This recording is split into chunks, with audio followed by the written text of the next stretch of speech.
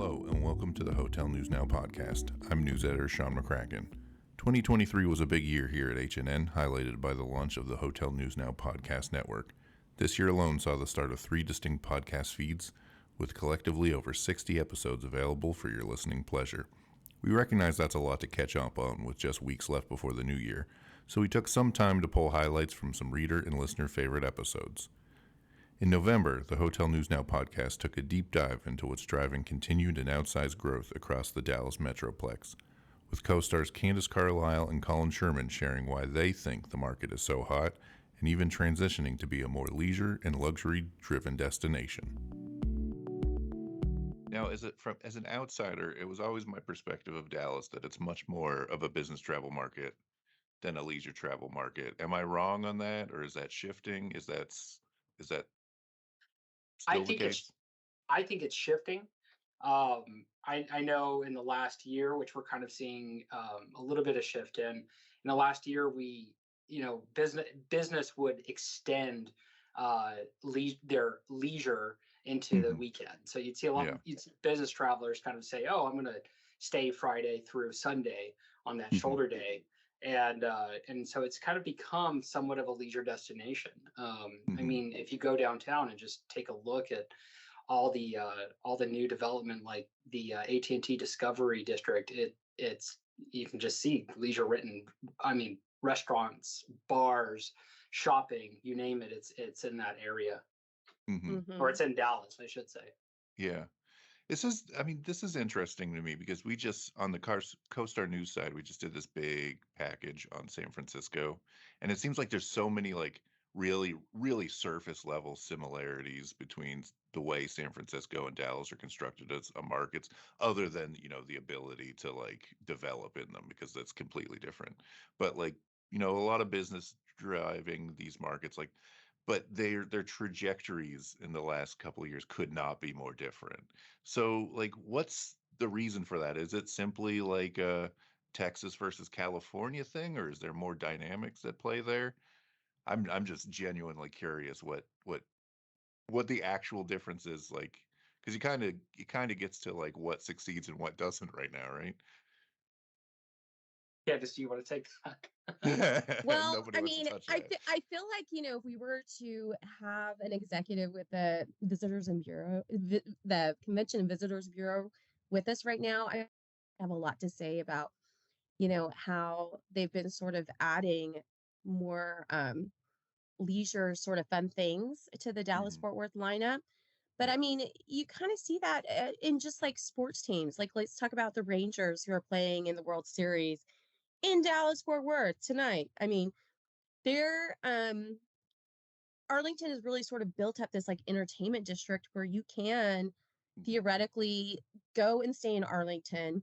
You can go to like you can go see Cattle Drive in like Fort Worth, and you can go see, go to a museum, to the Perot Museum of Nature and Science in Dallas. I mean, there's sort of like this growing roster that sort of like evolved over the last decade and really sort of changed Dallas into, I mean, I don't want to call it like a boring business city, but certainly it's been like, I feel like it's been the business city of Texas. I mean, Yeah. Colin, wouldn't you agree? I mean, I don't want to like rip on Houston or Austin or anybody, but you know what I mean? Like, I feel like Dallas is sort of like the business center of the state.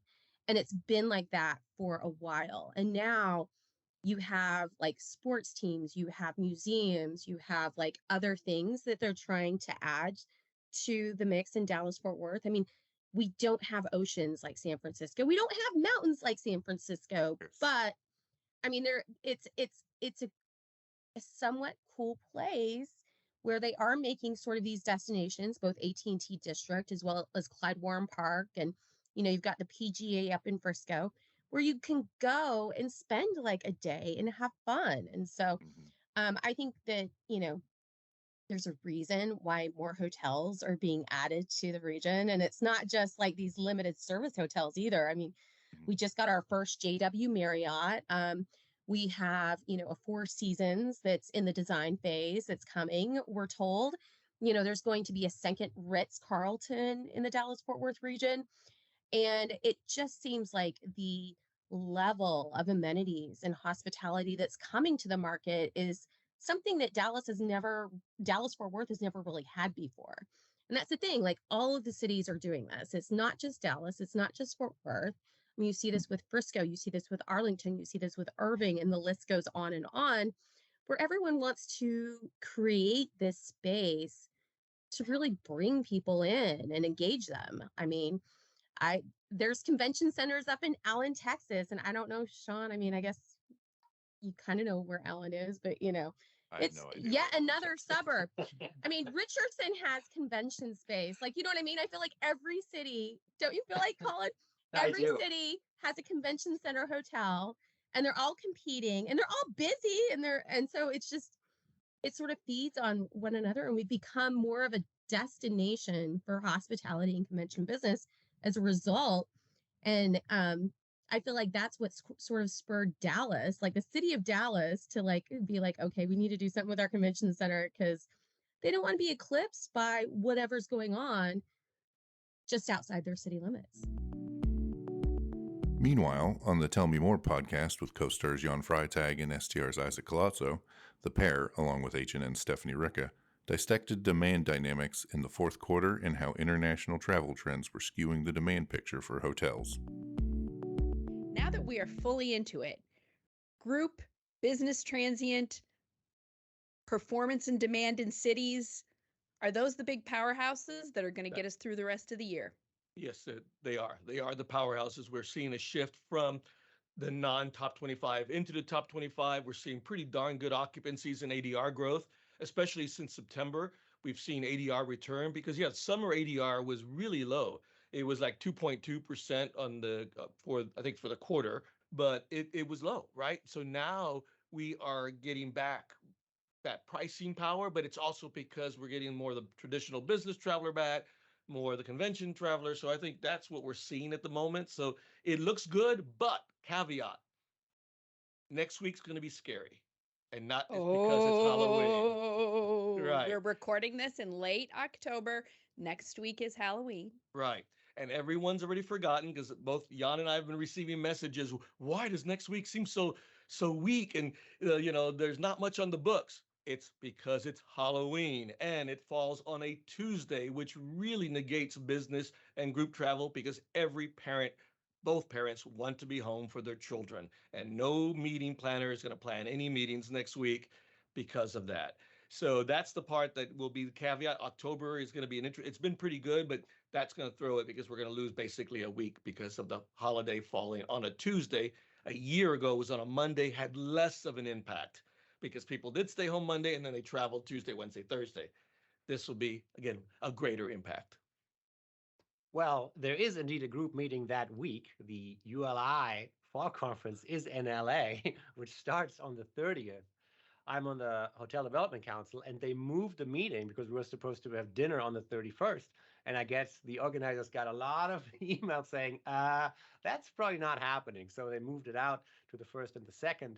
But I'm very, very curious to see what traffic will be like on the show floor on the 31st. I'm not going to be there, but I'm just going to listen for it. Let's hope, Isaac, that meeting planners, yes, they're not booking that week, but let's hope they push it into this week. Of course, yeah.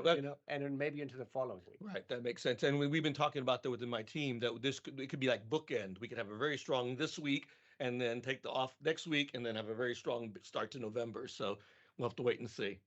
The September group data was very encouraging. We sold only 200,000 fewer group rooms than we did in September of 2019. And Isaac and I have a little side bet going. Is it possible that in October, we're actually selling more group rooms than we did in 2019, having the best group months ever? So stay tuned for that. Well, that begs a question because now I'm going to say the word that I said last time we would never say again, of course, normalization. We talk about normalization a lot. Oh, no, you're booing me in the Halloween spirit of this episode. Ooh. Oh, that was an ooh, not a boo. So let me ask you guys this and explain this for the benefit of our listeners, maybe who might be newer to the industry since pandemic times. What in a normalized U.S. hotel operating environment should we be expecting to happen in the fourth quarter as we're moving into November, December, in terms of, this is usually when business transient or group picks up or slows down or changes to what is a normal last 2 months of the year, and how is that different or the same this year? I think you encapsulated. You really have to look at by weeks instead of months, right? So what happens is right after Labor Day, you start going toward a new peak. And the peak normally occurs just before Halloween. That's when occupancy gets back up to near 70% on a normal year. Thereafter, it's going to stay in the high 60s, but it'll begin trending down. And by the time we get to Thanksgiving, then it starts getting really close to bottoming out, which it does during the week of Christmas. And then on New Year's, you'll see a bump up. This year's New Year's, just heads up, will be a good New Year's again because it's still on a weekend. New Year's Eve is on Sunday. New Year's Day is Monday. So it still provides for a 3-day weekend. So that'll be good. Next year, not so good. So get ready for next year's not being great, but this year should be really good. So that's kind of how it goes. So we'll bottom out that last week of December, and then the climb will start all back into the first quarter as groups and meetings and everything starts back for the new year. And it'll be very interesting to see if there is international inbound to New York, Boston, Washington for that Christmas time period. We've had in the past, pre-pandemic, obviously, a lot of inbound for shopping in December. That has helped. The transient occupancy, which was not business travelers because those stayed further home, there are not a lot of group meetings going on. But it's going to be interesting to see if the international traveler stays home or actually comes back. And or if Americans stay home and or go overseas, because again, what we saw in September was a large increase in outbound travel. So, which typically is peaking in summer months, right? But correct. That season extended this year, would you say? Yes, it did. And again, maybe it had to do with fall breaks. Again, as things get back to normal, where people are kind of now going back to regular schools, session weeks and things, maybe that's what led that peak. Again, we didn't look at it by week in terms of the actual outbound side, but we did look at the month, and the month was really, really strong. Maybe it was just Instagram envy that everybody saw their neighbors or their friends in August being in Italy and saying, oh, I missed out. Let me go as well. On the Next Gen and Lodging podcast, host Amari Head connected with Synergy Hospitality Group's Damon Smith to talk about the challenges of staffing up in 2023 and how even though it's getting better, it still isn't easy. What does it look like right now? We've been here. So previously, and everybody knows I'm a hospitality nerd. So if you go back, it was the war for talent. It was the war for talent. And now it's a different type of war for talent. And you hear a lot of people saying, and I'm using air quotes, it's hard to hire people. And another air quote, people don't want to work. What has been your experience in not just attracting, but retaining talent, A, and then B, where are you going to find this talent? I'll start by saying and date myself a little bit and say I'm a 70s baby. So I'm old enough to remember Atari and Beta machines, but I'm young enough to still have been a part of the technology boom and transition from a cell phone, from a bag to a flip phone to a handheld to a computer in your hand to what we have now with all the modern technology. So yes, to be very frank and very blunt about it, the industry has been presented post-pandemic with quite a few obstacles as it comes down to human capital and talent acquisition. But some of the old ways, some of those analog ways is what my kids say about me. Some of those analog ways are still work. I have some really good examples as we get further into the discussion, but definitely we have at Synergy, we have experienced the talent lag during the pandemic. We had a lot of our senior leaders in this industry across the board that left and chose alternative careers. And now there is a huge gap. Also, the baby boomers left a colossal gap in our industry. And so, because they stayed in their roles for so long and they had kids so late, so they couldn't get out. So now we're looking at a world that it's like anything else. It's almost like retail, fast food, quick service restaurants like McDonald's, Burger King, not to name drop, but it's like those restaurants. Yeah, they're not paying us ad money yet. No, they're not paying us ad money. So pay my brother. But no, seriously. So kind of in that quick service restaurant model where turnover is high because the wages were so low. Now you have a wage that has risen up to better than fair market level. So it's raised fair market level up, fair market rates up. It's not that 725 or even a 325 or, $3.25 an hour that I grew up with. You did just date yourself. I did. I did. At least it wasn't 50 cents in a bag of hay, some grain or something. But no, seriously. So these kids are able to make $15, $16, $17, $18, and up in the Northeastern markets and New England markets, $19 an hour starting pay, and for unskilled labor. So we're in a place where we have to get creative, and we can talk about some of those things here in a second, but we do experience it from every level, from the general manager level to the regional level to the executive housekeeper, all the way down to your entry level bellman positions and dishwashers. Everything, the price of tea in China, if we can still say that today, has gone up. Finally, H&N's Brian Roten brought on Fisher Phillips' Andrea Ryan to discuss the impact of the National Labor Relations Board's back and forth approach to joint employer status and what that means to hotel brands, owners, and operators. Yeah, we actually are referring to it as a bit of a whiplash effect, that given all the changes that have occurred in this area over the past few decades and really over the past few years with the change in most recent administrations. So for more than 30 years, the NLRB, the National Labor Relations Board, has held that two companies would only be considered joint employers, basically being equally responsible for certain labor and employment matters if they shared or co-determined matters governing the essential terms and conditions of employment and actually exercised that right to control. So terms and conditions of employment are going to be hiring, pay, benefits, discipline, performance reviews, all the ins and outs of the daily life of an individual's employment.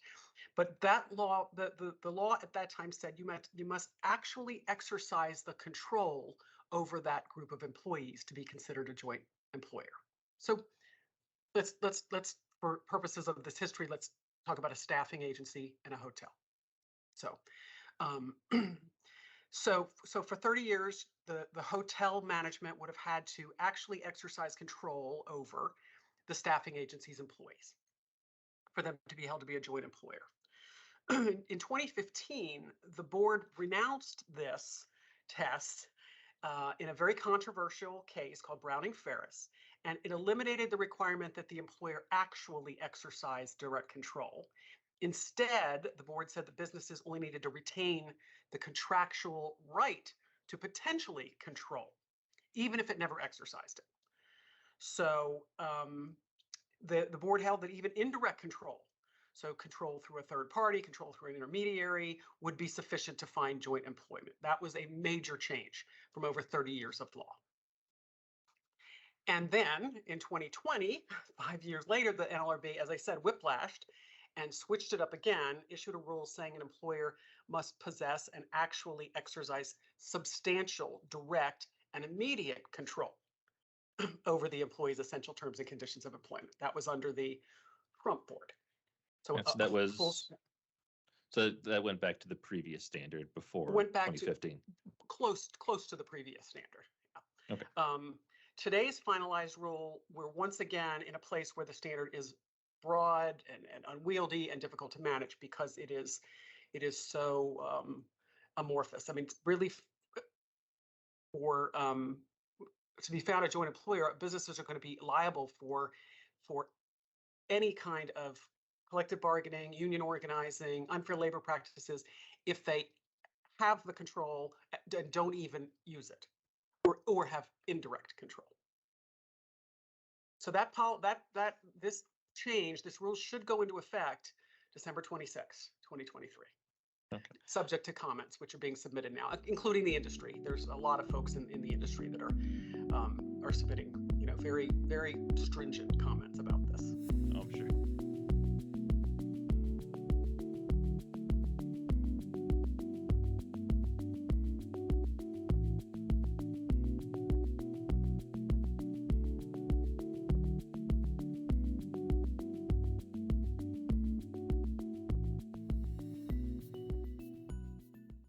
Hi, I'm Davon Reed. I'm Omari Head. And I'm Chris Henry. We're the hosts of the Next Gen and Lodging podcast on the Hotel News Now podcast network. It's a monthly show in which we interview a new generation of hoteliers to get their insights into a variety of disciplines and topics, from finance to food and beverage and hotel operations. Listen to us on Spotify, Google, Apple Podcasts, or wherever you get your podcasts. Thanks for listening. Narration for this episode of the Hotel News Now podcast was recorded on December 14th, 2023, and edited by Sean McCracken. Go to hotelnewsnow.com for the latest industry news every day.